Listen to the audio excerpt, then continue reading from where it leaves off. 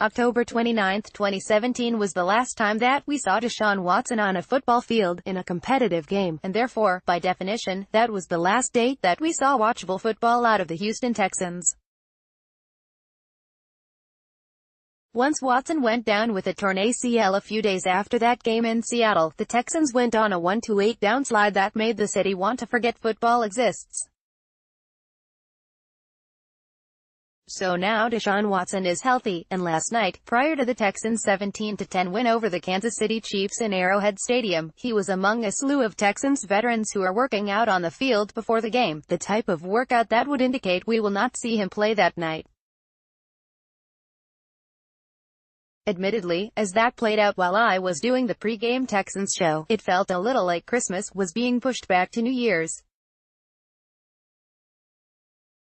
I wanted to see Watson take snaps, even if they were just inconsequential handoffs to Lamar Miller.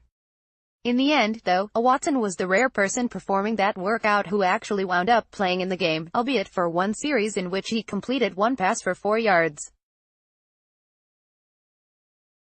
So Christmas didn't necessarily get moved, but we really only got to open our stocking gifts.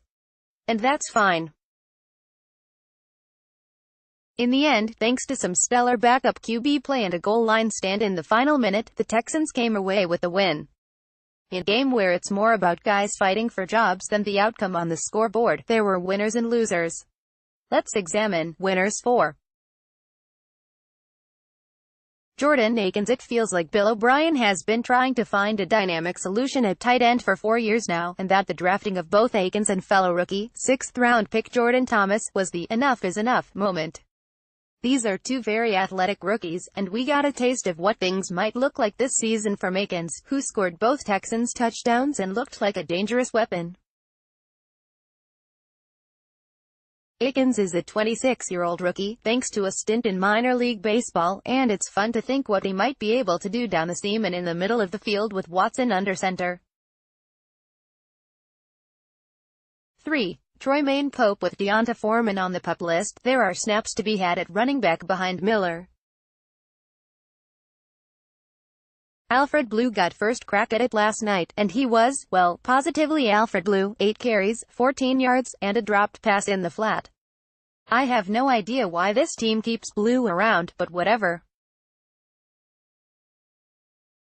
Thankfully, we got a taste of Pope, whose 34-yard screen catch and run gave a glimpse into what he might be able to do in a James White, Dion Lewis-style role for this team. He added another 11-yard scamper in the run game, as well. I like Troymaine Pope. He was my number 1 camp crush, for a reason. 2. Duke Ejiofor. For the last few years, the Texans have been very top-heavy at outside linebacker. Jadeveon Clowney, who's really more of a hybrid defensive lineman, but we will play along, has been a Pro Bowler, and Whitney Merciless, when healthy, has been right behind him in consistency and productivity. After that, though, it's been a parade of street bodies and undrafted guys. Brennan Scarlett, to be fair, looks to be an improving piece. However, Ejiofor last night looked to have some juice, with an array of pass rush moves that belie his 6th-round rookie status. He wound up with 3 QB hits, and to me, is worth watching the rest of this camp as a guy who could steal some snaps as a pass-rushing specialist on some third downs. 1. Brandon Weeden. Let's face it, if Deshaun Watson goes down with a long-term injury again, this team is probably, at best, trying to piece together ugly wins like they did in O'Brien's first 3 seasons here. However, Brandon Weeden showed some things last night, going 9 for 11 for 97 yards and the 2 TDs to Akins. Weeden looked decisive, getting the ball out fast, a necessity for him behind that offensive line, and showed for at least one night that they probably should have kept him around last season. Losers. 4. Short yardage situations. There are undoubtedly still a ton of things for this team to work on, and I can't remember the last time I felt confident that they could go get a yard on a short yardage down and distance situation. A few plays after busting off a 19-yard run that made you harken back to the Lamar Miller days in Miami, Miller was stuffed on a 3rd and 1 run around midfield. Then, in the fourth quarter, after a spectacular Sandlot-style improv scramble from Joe Webb, the Texans were stuffed on a 4th and 1 that could have led to an insurance score in the waning minutes. Overall, it was an encouraging night offensively, but these short yardage situations, the inability to get a yard, are depressing. 3. Steven Anderson. I'll have my latest 53-man roster prediction for Monday in this space, but my first one at the outset of training camp did not include Anderson making the team. This surprised some people. Look, they drafted 2 tight ends for a reason, and Anderson is clearly the 4th tight end right now, and he just doesn't do anything at a level where it's worth keeping him around over a more potentially dynamic, consistent piece at the back end of the roster. Last night, he dropped a pass, for good measure. Anderson is the Alfred Blue of tight ends. 2. Virgin. There is a roster spot to be had by somebody at cornerback behind Aaron Colvin, Kevin Johnson, and Jonathan Joseph, and it appears Virgin is getting first crack at it. Early in the game, he made a nice open field tackle on a 3rd down play, and he does show some pop on special teams.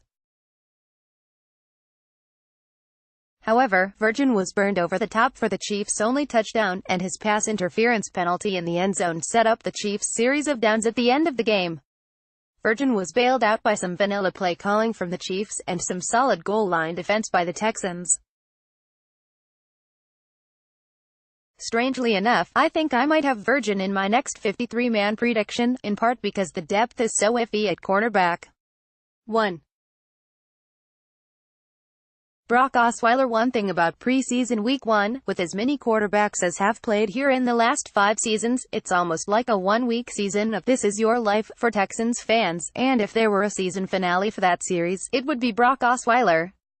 Just as a reminder of what a great place we are in now at QB, I'll inform you that last night, for the Dolphins, Osweiler went 10 of 21 for 83 yards. 4 yards per pass attempt. Do you have any idea how difficult it is to be that bad on 21 pass attempts? Only Brock. Listen to Sean Pendergast on Sports Radio 610 from 2 to 6 p.m. weekdays. Also, follow him on Twitter at http://twitter.com/StPendergast and like him on Facebook at https://www.facebook.com/StPendergast.